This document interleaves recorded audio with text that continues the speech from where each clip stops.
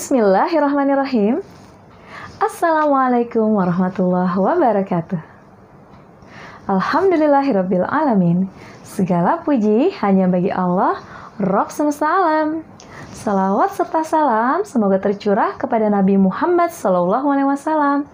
Allahumma sholli ala Muhammad wa ala ali Muhammad. Jumpa lagi dengan Ibu Guru Indri dalam video mukaddimah tema 5H. Lingkungan sahabat kita. Apa kabar soli dan soliha SD Sementari Ridho Islamic School? Semoga kalian tetap sehat dan senantiasa dalam lindungan Allah Subhanahu wa taala.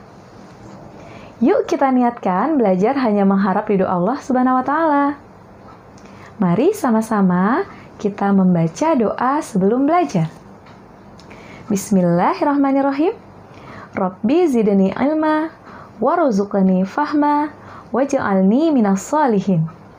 Ya Allah, tambahkanlah aku ilmu, berikanlah aku kemampuan untuk memahaminya, dan jadikanlah aku termasuk golongan orang-orang yang sholih. Amin ya rabbal alamin. Indonesia merupakan negara kepulauan terbesar di dunia.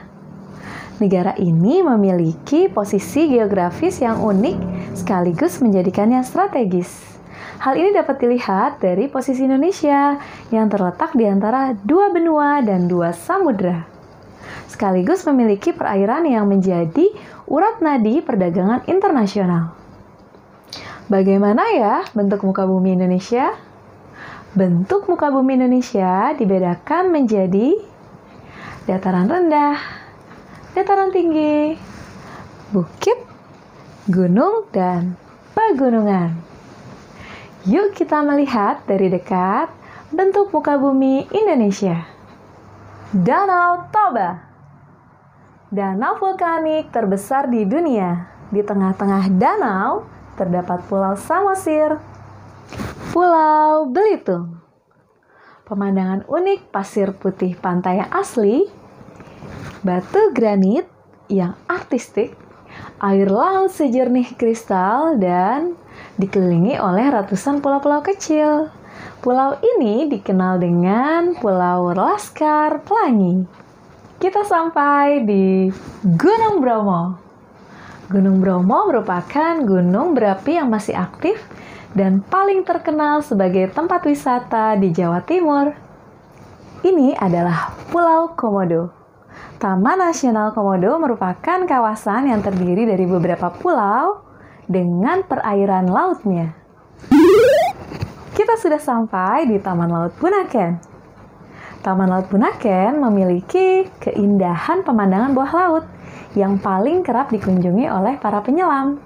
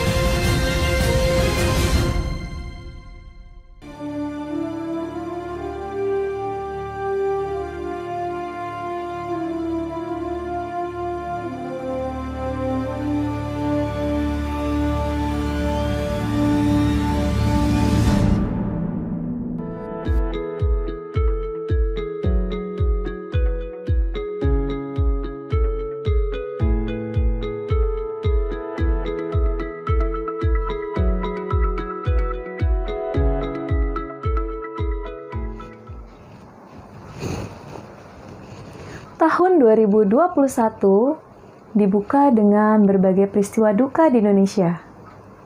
Sejumlah daerah mengalami bencana alam.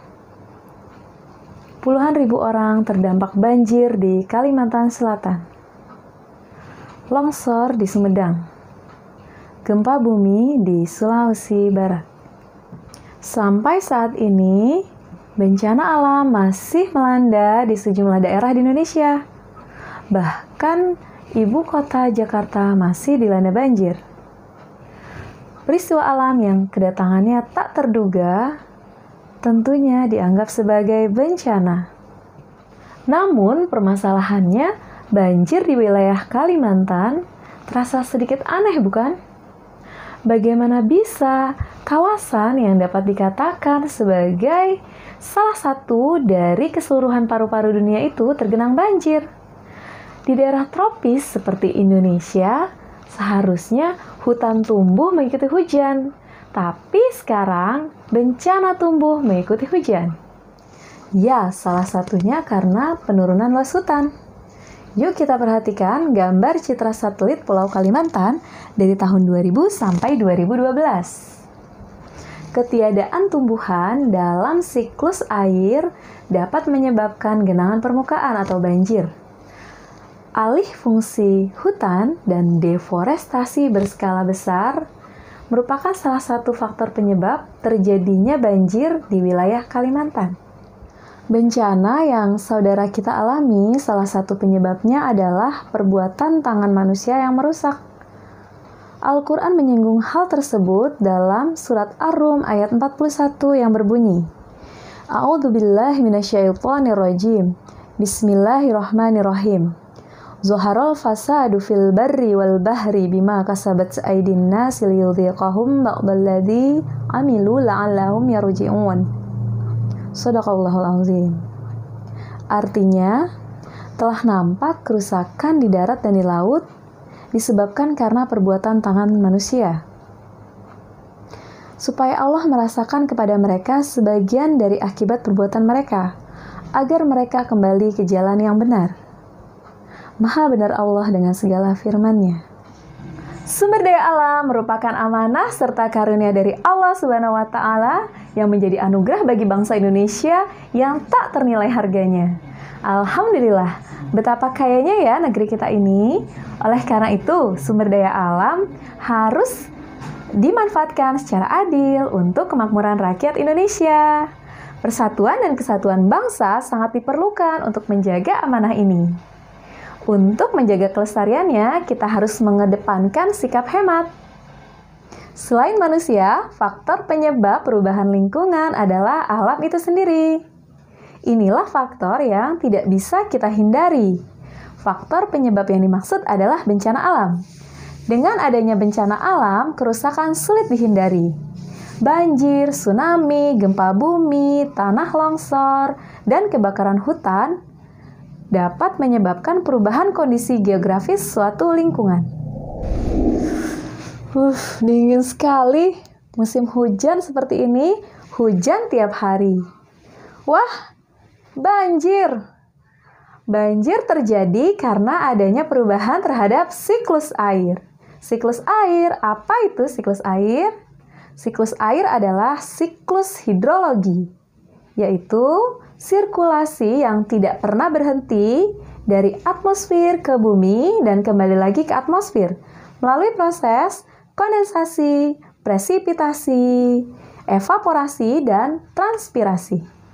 Soli dan solihah, ajaran Islam sesungguhnya memiliki kepedulian yang cukup mendalam dan luas tentang hubungan manusia dengan lingkungan. Kesalehan terhadap alam merupakan bentuk rasa keberimanan manusia kepada Allah SWT. Manusia dikatakan beriman manakala alam terjaga dengan baik. Selain menjaga lingkungan, hal yang paling utama bagi seorang muslim adalah menjaga tubuhnya sendiri. Kesehatan merupakan hal yang tak ternilai harganya.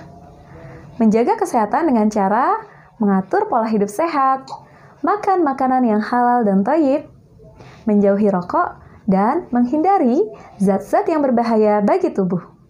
Soli dan solihah, adapun materi yang akan kita pelajari di tema ini adalah siklus air, persatuan dan kesatuan, kondisi geografis, perubahan lingkungan dan upaya pelestarian lingkungan, bahaya merokok, narkotika, minuman keras, zat aditif, dan obat berbahaya lainnya bagi tubuh, interval nada, jaring-jaring kubus dan balok, dan data statistik.